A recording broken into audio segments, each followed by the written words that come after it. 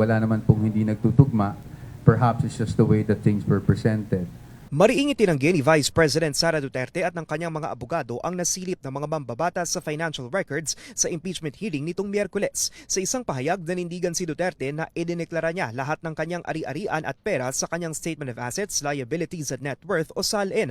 Malinis din umano ang kanyang record sa serbisyo publiko.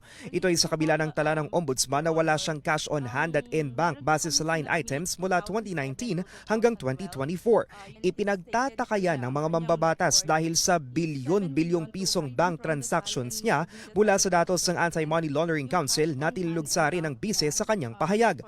Aniya, tahimik daw ang mga bagong opisyal ng AMLAC sa pagbibigay linaw na wala siyang nilabag na batas hinggil sa money laundering at hindi naman umano totoo ang bilyon-bilyong pisong transaksyon. Giit ng kanyang defense team sa isang press briefing, misconception ang sinasabing hindi pagkakatugma ng SALN at bank transactions ni Duterte. Okay, the way the AMLAC numbers are presented, aggregate kasi yan. Ibig sabihin, lahat ng withdrawals mo, lahat ng deposits mo, pagdating sa inflow and outflow, pinagsama-sama. So, simplihan ko lang. Meron akong 1,000 pesos. Dineposit ko. Withdraw ko. Diba? Ang lalabas sa total transactions mo, 2,000 na. Pero actually, ang nasa bangko mo, 0 na. Sinagot din nila kung bakit walang cash in bank si Duterte mula 2019 to 2024. She disclosed because it was all lumped under yung others. No?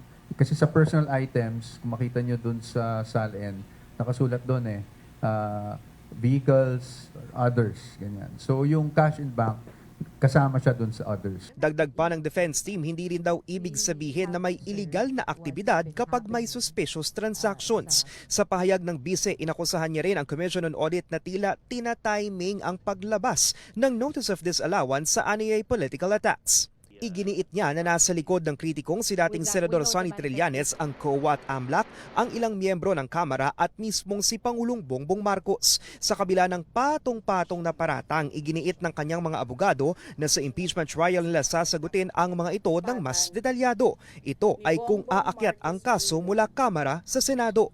I'm not saying false yung mga lumalabas. All I'm saying is we have to be cautious, especially with the way things are being presented. And ang panawagan namin is intayin nila kami. No? Intayin nila na kami naman ang magpresenta ng aming ebidensya para pabulaanan lahat ng mga lumalabas ngayon laban sa ating Vice Presidente. Kumpiyansa naman ang abogado ng mga complainant ang isa sa dalawang reklamo laban kay Duterte na may probable cause ng House Justice Committee para umusad ang impeachment.